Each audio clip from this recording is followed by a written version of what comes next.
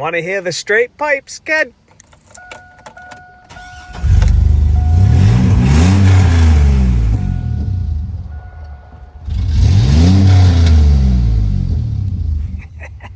Alright, let's get back to a shit sandwich kind of day. So we got a bad gas valve on a Rudd water heater that I put in about a year ago. And it's a Rudd, not a Rheem. Difference between Rudd and Rheem: you buy a Rheem from the box store, you buy a Rudd from the supply house. Difference between buying them either or.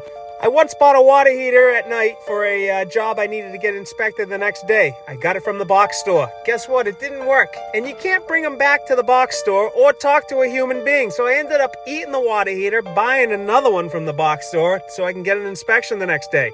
If you buy them from the supply house, you at least have a person to talk to. So these last 15 gas valves that went bad, I at least had a person to talk to and had a gas valve on the desk the same day it went when I got the call.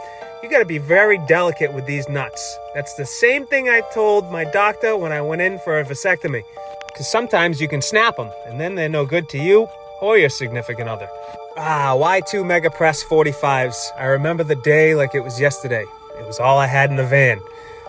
And the new gas valve didn't have the jumper wire for the igniter, so I had to jump it off the old gas valve, but now I got the jumper wire in my pocket.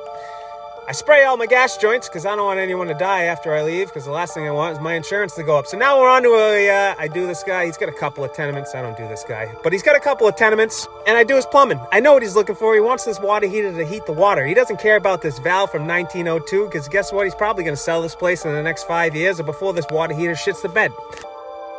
Moving on to the next job, but before I do that, I'm going to soap test these gas joints because I don't want anybody dying on my watch. But we're going to an apartment, and I'm going to end up leaving my tools there tonight so I can go back there in the morning and keep going. But I got to go on a roof in the afternoon, unfortunately. I don't go on many roofs, but when I do, they're low to the ground. This apartment is it's a beautiful thing. If I was single, this would be my place to go. So moving on, you see those 90s right there? If something goes wrong with those 90s, there's an open basement below. So if something goes wrong, I'll just go to the open basement below. Every dishwasher calls for a water hammer arrestor by code, so that's what you see there. And you see this trap? That's an 1.5-inch breakaway trap. They consider that a full-size cleanout where you don't have to add a Y and an N cleanout. You can use this full-size cleanout trap. You're also allowed 190 per fixture, so that's what you see in this video, 190 per fixture. Now this is all I got done today, and don't forget to leave the faucet tool behind, so I'm going to pinch it underneath these two joints and hope for the best for it stays there forever. Now let's go home and see what the wife's wearing for offensive clothing. It doesn't look too offensive today, but not for nothing.